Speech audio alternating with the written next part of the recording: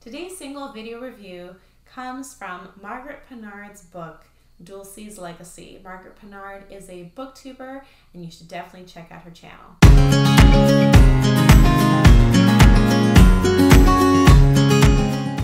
Hello, welcome to Pen to Paper. I'm Leah, and here today we're going to be talking about DULCI'S Legacy. Now, this book I read back in May for a readathon that I was taking part of, May the Force Be With You.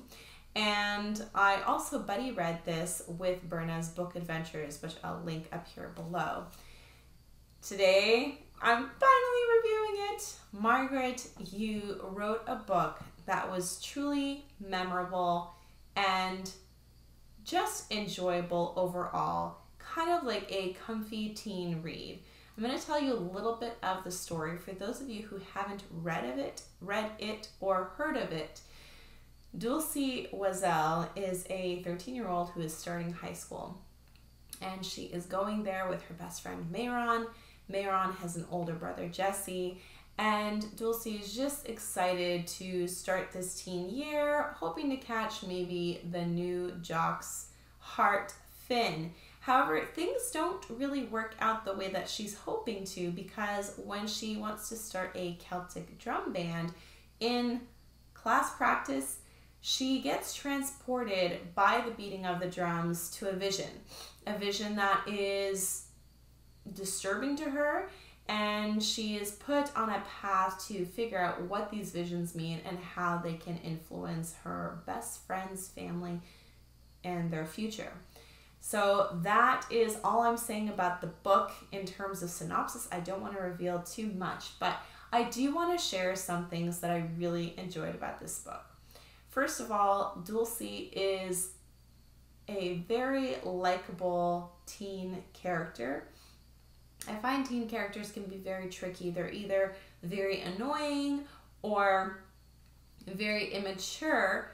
Dulcie, although she is immature at times, it's a very natural immaturity that isn't trumped up throughout the book.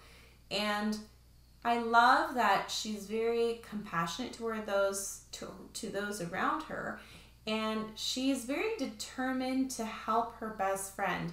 You can tell that those whom she loves, her family and her friends, mean a lot to her, and it's just really great to be reading a teen character that has that integrity in their lives. So for teens who are looking for a teen character to look up to, she's a great one to do so. And I also really enjoyed how Margaret uses music, the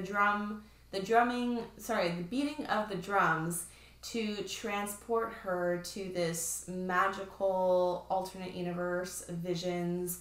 And I just really, music is a great medium to do that through. And also the fact that it's like a Gaelic Celtic band that she's starting, and Celtic drumming. It does have to do with a Scotsman whom she sees in her visions. I won't tell you what that's about. Another thing that I really liked about this book was it was very well paced. There weren't a lot of dead points in this book. It just kept moving along, but not too fast paced either. The pacing was just right. The characters were also, a lot of them were from the Micmac native area in Halifax. Well, so this is set in Nova Scotia, I should say, which was really neat to read about because I've been to Nova Scotia, Halifax, and there is a Micmac native community there. And so that was just neat to kind of read of their culture and just to have them highlighted in a book. It was very unexpected, but I truly appreciated that highlight of that specific culture.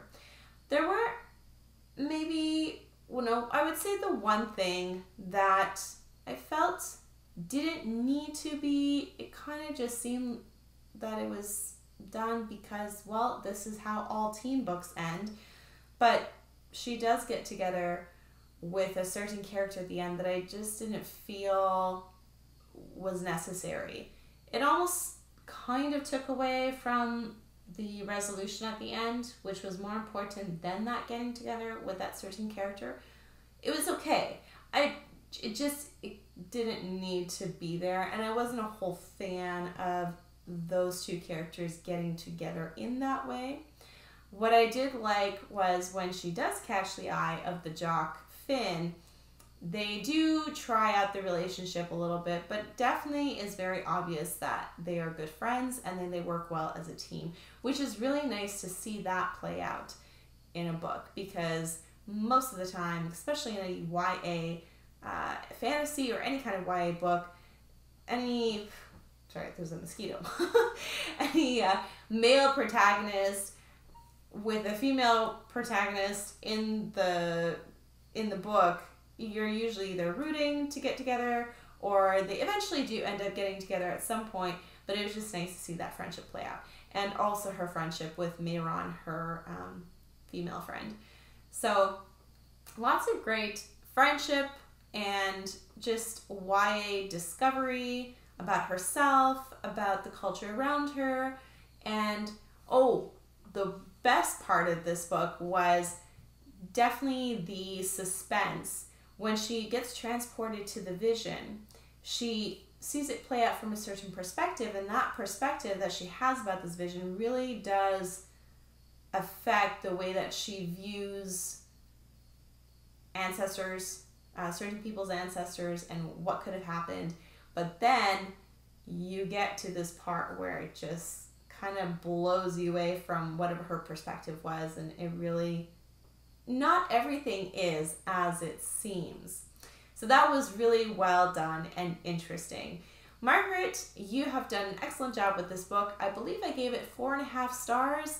I really enjoy this read. If you enjoy YA with a smattering of fantasy and just a strong heroine, then definitely take a look at Dulci's Legacy. Just want to make sure you can see. And I'm so glad that I could finally showcase this. It's been a while since May, but I finally am able to get to these single book reviews. Good job. All right, tell me, is this a book that you'd be interested in reading? And if so, put that down in the comments below. You can even put a little book emoji so I can see that. And we will come back next week with a book tag.